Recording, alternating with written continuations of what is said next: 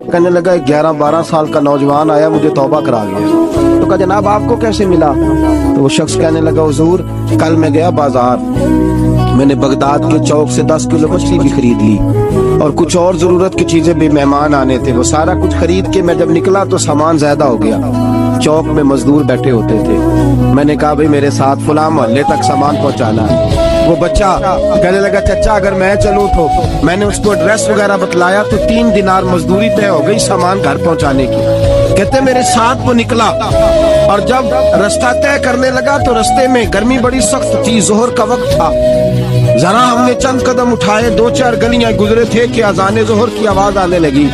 तो कहते हैं बड़ी मिन्नत के अंदाज में, बड़ी गुजारिश के अंदाज में मेरी तरफ देखा, उम्र छोटी सी है। कहने लगा चाचा अगर इजाजत मिल जाए तो मैं जोहर की नमाज पढ़ लूं। कहते मैं एक जगह फट्टे पे बैठ गया और गप्पे करने लगा, सामान वहां रखा, मैंने कहा पढ़ ले नमाज। कहते हैं बच्चा नमाज पढ़ने चला गया, बाकी लोग देर से आए, वो नमाज पढ़ के जल्दी आ गया। मैंने कहा बेटे तू जल्दी आ गया है? कहने लगा इसलिए जल्दी आया हूँ कि आप ये ना समझे ये काम चोर है, मैंने नफल छोड़ दिए हैं, फारिग होके पढ़ लूंगा। कहते हैं सामान उठाया, रास्ते में गर्मी शिद्दत की थी, उसका पसीना बहने लगा, मैं आगे बढ़ा, मैंने कहा बेटे सामान थोड़ी देर के लिए मुझे दे दो, गर्मी ज्यादा है।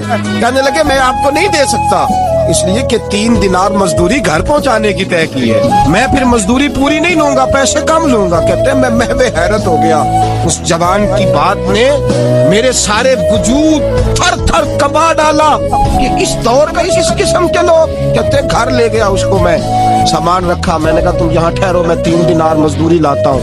कहते पैसे लेने गया तो बीवी को बताया, बड़ा नेक है, बड़ा परहेजगार जवान है। कहने लगी रोटी पकी हुई है, उसे कहो दोपहर का खाना खा ले। कहते मैं बाहर गया, 3 दिनार थमाए, मैंने कहा बेटे एक बात मानोगे?